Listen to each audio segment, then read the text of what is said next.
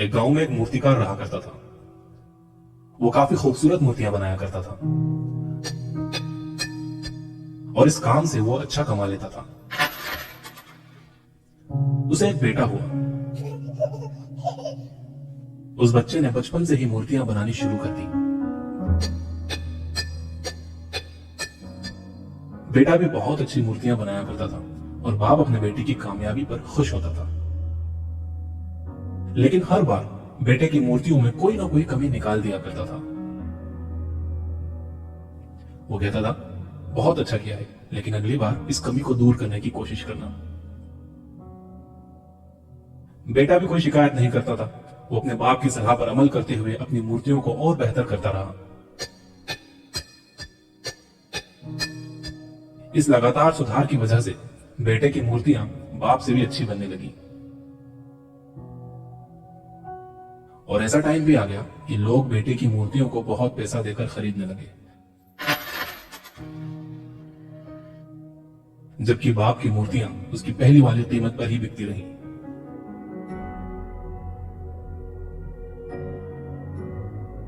बाप अब भी बेटे की मूर्तियों में कमियां निकाल ही देता था, लेकिन बेटे को अब यह अच्छा नहीं लगता था और वो बिना मन के उन कमियों का एक्सेप्ट करता था, लेकिन फिर भी अपनी मूर्तियों में सुधार कर ही देता था। एक टाइम ऐसा भी आया कि जब बेटे के सब्र ने जवाब दे दिया। बाप जब कमियां निकाल रहा था तो बेटा बोला, आप तो ऐसा कहते हैं कि आप जैसे बहुत बड़े मूर्तिकार हैं। अगर आपको इतनी ही समझ होती तो आपकी मूर्तियां कम कीमत में नहीं बिकती। मुझे नहीं लगता कि आपकी सलाह लेने की मुझे जरूरत है। मेरी मूर्तियां परफेक्ट हैं। बाप ने बेटे की यह बात सुनी तो उसने बेटे को सलाह देना और उसकी मूर्तियों में कमियां निकालना बंद कर दिया। कुछ महीने तो वह लड़का खुश रहा, लेकिन फिर उसने नोटिस किया कि लोग अब उसकी मूर्तियों की उतनी तारीफ नहीं करते जितनी पहले किया करते थे और उसकी मूर्तियों के दाम बढ़ना भी बंद हो गए। शुरू में तो बेटे को कुछ समझ नहीं आया, लेकिन फिर वो अपने बाप के पास गया और उसे इस समस्या के बारे में बताया। बाप ने बेटे को बहुत शांति से सुना, जैसे कि उसे पहले से पता था कि एक दिन ऐसा भी आएगा। बेटे ने भी इस बात को नोटिस किया और उसने पूछा, क्या आप जानते थे कि ऐसा होने वाला है? बाप ने कहा, हाँ, क्योंकि आज से कई साल पहले मैं भी इस हालात से टकराया था। बेटे ने सवाल किया, तो फिर आपने मुझे समझाया क्यों नहीं?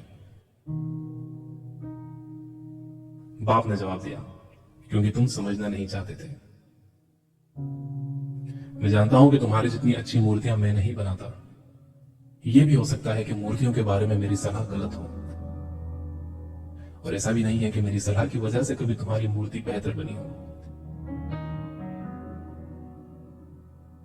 लेकिन जब मैं तुम्हारी मूर्तियों में कमियां दिखाता था, तब तुम अपनी बनाई मूर्तियों से सेटिस्फाई नहीं होते थे।